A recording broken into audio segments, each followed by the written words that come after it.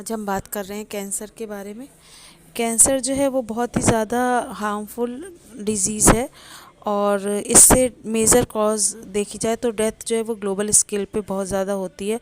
बहुत सारे इंडिया के जो लोग हैं, मिलियंस ऑफ लोग इस डिजीज़ से सफ़र करते हैं और एनुअली साल भर में बहुत सारे लोग कैंसर की वजह से मरते हैं। कैंसर की मैकेनिज़्म को समझने के लिए ऑन्कोजेनिक ट्रांसफॉर्मेशन जो सेल का होता है उसके बारे में समझना ज़रूरी है। किस तरह से इसका ट्रीटमेंट या कंट्रोल किया जाए, ये एरिया भी आजकल बायोलॉजिकल रिसर्च और मेडिसिन का मेन मुद्दा है। हमारी बॉडी में कैंसर एक्चुअली क्या होता है? Cancer is uncontrolled cell division. Cell लगातार डिवाइड करती चली जाती हैं और फिर रुकना भूल जाती हैं, इसको कैंसर कहते हैं।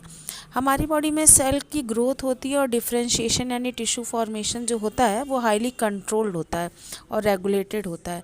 कैंसर सेल जबकि ये जो रेगुलेशन मैकेनिज्म होती है उसको तोड़ देती है, उसका ब्रेक डाउन कर देती है। नॉर्मल सेल जो एक प्रॉपर्टी शो करती है जिसे हम कहते हैं कॉन्टैक्ट इनहिबिशन, जिसमें क्या है कि एक सेल दूसरी सेल की ग्रोथ को, अगर अनकंट्रोल ग्रोथ हो रही है तो उसको रोक देती है, इनहिबिट कर देती है बगल वाली सेल की ग्रोथ को। लेकिन कैंसरल सेल इस मैकेनिज्म को, कॉन्टैक्ट इनहिबिशन को ब्रेक कर देती है, तोड़ देती है। तो एक सेल जो है वो बढ़ती चली जाती है, दूसरी सेल जब के कॉन्टैक्ट में आती है तो ये नहीं है कि उसका रुकना बढ़ना कम हो जाए, वो बढ़ती ही चली जाएगी। कैंसर सेल जो है वो अपनी इस प्रॉपर्टी को, कॉन्टैक्ट इनहिबिशन की प्रॉपर्टी को लॉस कर देती, खो देती है कैंसरस सेल। इसीलिए कैंसरस सेल जो लगातार डिवाइड करती जाती है और मास ऑफ सेल बना लेती है, ग्रुप ऑफ सेल बना लेती है, जिसको ट्यूमर कहते हैं। ट्यूमर दो तरीके के होते हैं, एक तो बिनाइन ट्यूमर होता है और एक मैलिग्नेंट ट्यूमर होता है। बिनाइन ट्यूमर जो है नॉर्मली अपनी ओरिजिनल लोकेशन पे ही कन्फाइंड रहता है और पूरी बॉडी में, अदर पार्ट्स में स्प्रेड नहीं होता, फैलता नहीं है बॉडी में और इससे थोड़ा ही डैमेज होता है। जबकि मैलिग्नेंट ट्यूमर जो है दूसरी तरफ अगर देखें तो इसमें मास होता है प्रोलिफरेटिंग सेल्स का जो ग्रोथ करती रहती हैं। इनको हम नियोप्लास्टिक या ट्यूमर सेल कहते हैं। ये सेल तेज़ी से ग्रो करती हैं, इन्वेट करती हैं और डैमेज करती हैं अपने सराउंडिंग नॉर्मल टिश्यूज़ को। और जैसे जैसे ये सेल एक्टिवली डिवाइड करती हैं और ग्रो करती हैं तो ये नॉर्मल सेल्स को compete करके उनके वाइटल न्यूट्रिएंट्स ले लेती हैं, जिससे कि जो सेल सड़ने लगती है, मरने लगती है, वहाँ पे फोड़ा ट्यूमर बन जाता है और वो ब्लड के थ्रू दूर तक फैलने लगता है। और इस तरीके से नई ट्यूमर सेल्स जब जहाँ पर वो सेल्स पहुँच जाती हैं, कैंसर सेल घूमते हुए, वहाँ पर नई ट्यूमर सेल को वो बर्थ दे देती हैं। तो मैलिग्नेंट ट्यूमर जो है वो पूरी बॉडी में घूमता रहता है। इस प्रॉपर्टी को मेटास्टेसिस कहते हैं और ये जो है मैलिग्नेंट ट्यूमर की मूवमेंट वाली ये मेन प्रॉपर्टी होती है। कैंसर के कॉज की बात करें तो ट्रांसफॉर्मेशन एक नॉर्मल सेल का कैंसरस सेल में और न्यूप्लास्टिक सेल में जो है वो किसी फिजिकल, केमिकल या बायोलॉजिकल एजेंट से हो सकता है। इन एजेंट्स को कार्सिनोजेन कहा जाता है।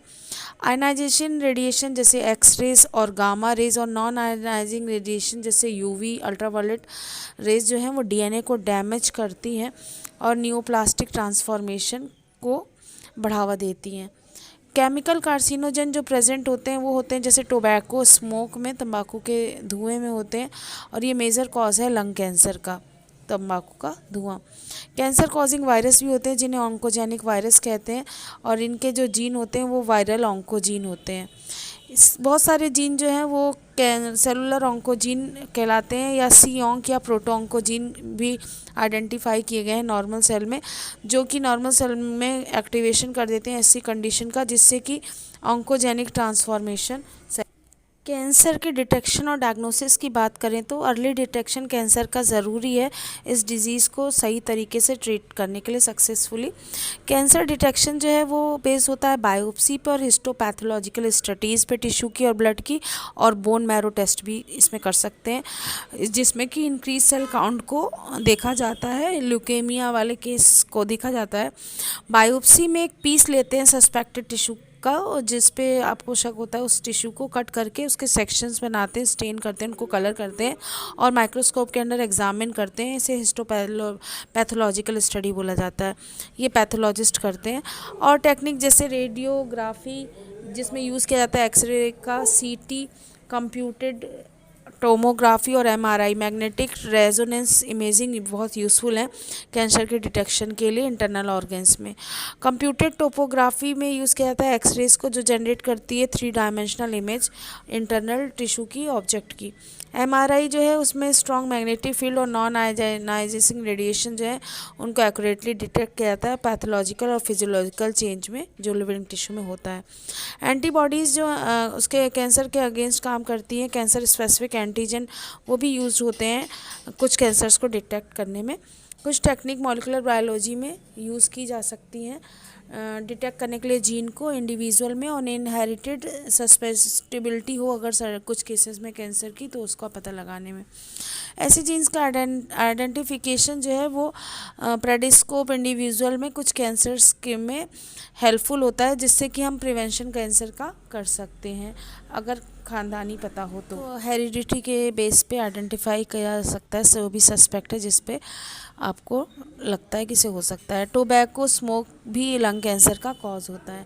कैंसर के ट्रीटमेंट की बात करें तो कॉमन अप्रोच जो है ट्रीटमेंट में कैंसर की वो सर्जरी है, रेडिएशन थेरेपी है, इम्यूनोथेरेपी है। रेडियोथेरेपी में ट्यूमर सेल जो है उसको इरिडिएट किया जाता है लीथली जहर देकर। प्रॉपर केयर और नॉर्मल टिश्यू जो होते हैं उनको किया जाता है और ट्यूमर वाला मास ख़त्म किया जाता है। और बहुत सारे कीमोथेरेपेटिक ड्रग्स यूज़ की जाती हैं कैंसर सेल को किल करने के लिए। उसमें कुछ स्पेसिफिक पर्टिकुलर ट्यूमर्स जो हैं उनको ख़त्म किया जाता है। ज़्यादातर ड्रग जो है उनके साइड इफ़ेक्ट होते हैं, जैसे हेयर लॉस हो जाता है, एनीमिया, खून की कमी। ज़्यादातर कैंसर को कॉम्बिनेशन ऑफ सर्जरी से, रेडियोथेरेपी से और कीमोथेरेपी से ट्रीट किया जाता है। ट्यूमर सेल जो हैं उनमें डिटेक्शन अवॉइड किया जाता है और डिस्ट्रक्शन जो है वो इम्यून सिस्टम में के द्वारा किया जाता है। इस प्रकार पेशेंट जो उसको जो सब्सटेंस दिए जाते हैं उन्हें बायोलॉजिकल रिस्पॉन्स, जैसे कि अल्फा इंटरफेरॉन एक बायोलॉजिकल रिस्पॉन्स मॉडिफायर है जो एक्टिवेट करता है इम्यून सिस्टम को और हेल्प करता है डिस्ट्रॉय करने में ट्यूमर को। तो इस तरीके से अल्फा इंटरफेरॉन को यूज़ किया जाता है कैंसर के ट्रीटमेंट में।